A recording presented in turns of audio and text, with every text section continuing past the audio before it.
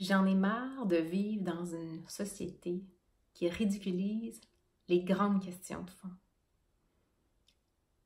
Quand j'étais enfant, j'étais couchée dans le parc avec ma mère et je regardais les étoiles parce que c'était la semaine ou les quelques jours des étoiles filantes. Et les deux couchés sur le dos, on a vu ce qu'à l'époque on a cru être un ovni. C'était impressionnant, c'était excitant.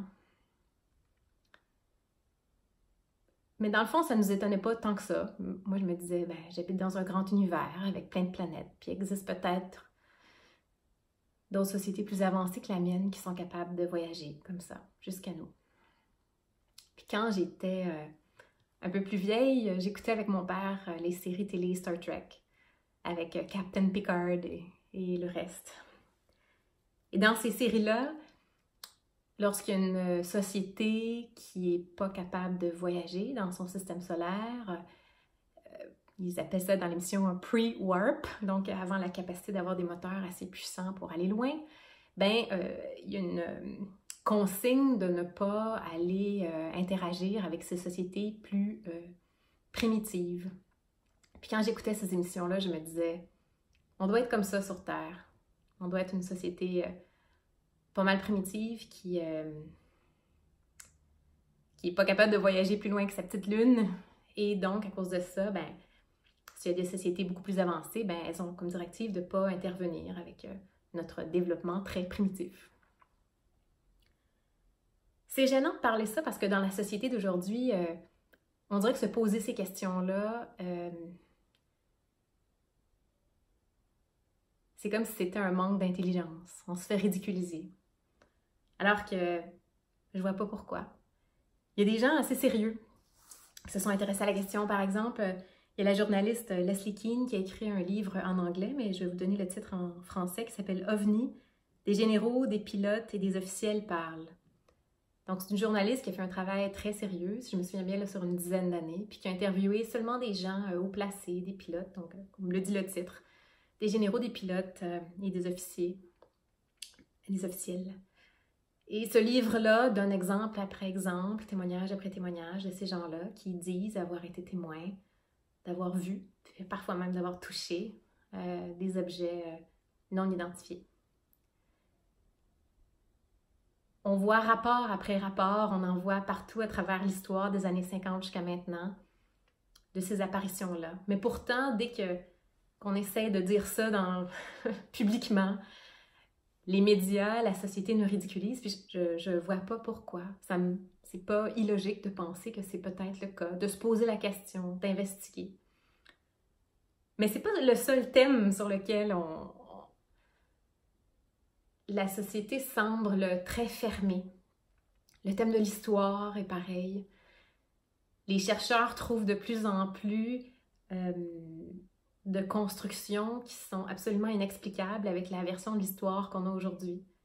Évidemment, tout le monde connaît l'histoire des pyramides, qu'on ne comprend toujours pas comment à cette époque-là ils ont pu faire ça, mais il y a beaucoup d'autres exemples encore plus anciens où les gens se disent « Écoute, on aurait à peine la technologie aujourd'hui pour construire ça. » Comment ça se fait que ces découvertes-là, faites par des chercheurs très sérieux, qui sont publiées, amènent pas des grandes questions dans notre société?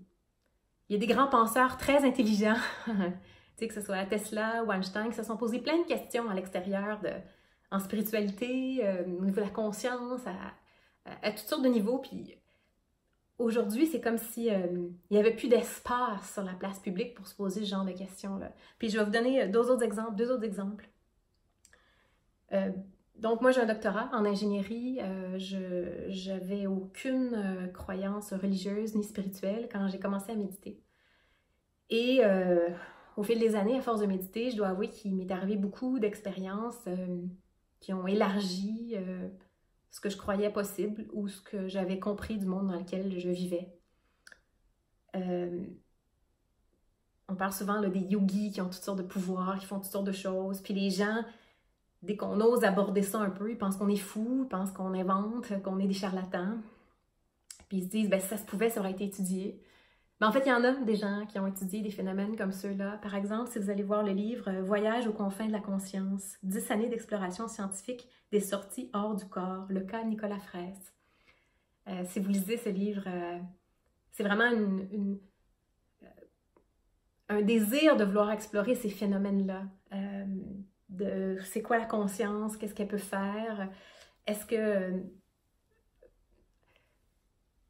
finalement on serait plus que ce qu'on pense aujourd'hui ou ce que la médecine dit qu'on est? Puis parlant de ça, si vous avez lu le livre ou allez voir le livre « Le placebo, c'est vous, comment donner le pouvoir à votre esprit » de Joe Dispenza. Dans ce livre-là, il donne cas après cas après cas, des cas documentés où les gens ils rapportent des effets placebo et nocebo, donc des gens qui, par le simple fait de croire quelque chose, ont fait apparaître ou disparaître des maladies. Puis en lisant ce livre-là, on ne peut pas s'empêcher d'être extrêmement surpris d'une part, mais de se dire « Waouh, ce qu'on croit, donc nos pensées, semblent vraiment avoir un impact sur notre santé, c'est ce qui se passe en nous. » Puis soit qu'on se dit « ben ça se passe juste pour certaines personnes » ou on met ça plus large, on se dit « Waouh! » On se dit « Wow, il y a vraiment peut-être plus un lien qu'on peut imaginer entre notre corps, nos émotions puis nos pensées. Bien plus que ce que la médecine occidentale pense aujourd'hui. » Je parle de tout ça avec beaucoup d'émotion parce que je sais que c'est des questions tellement taboues. Mais il faut qu'on en parle. Puis donc, je commence cette vidéo où je fais cette vidéo dans l'espoir que, on en parle de ces sujets-là, puis que ce soit pas au risque d'être ridiculisé finalement. Parce que je trouve que c'est important. Je trouve que c'est toutes des questions importantes. Puis même si des fois, on peut pas toutes trouver les réponses maintenant, c'est important de continuer à se poser ces questions-là, puis peut-être à voir plus loin que les petites problématiques de notre quotidien, une fois de temps en temps.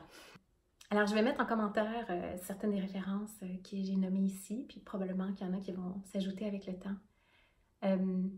Merci de votre ouverture et en espérant que cette vidéo-là ouvre une porte, puis que ça vous donne envie de chercher, de regarder, de vous informer.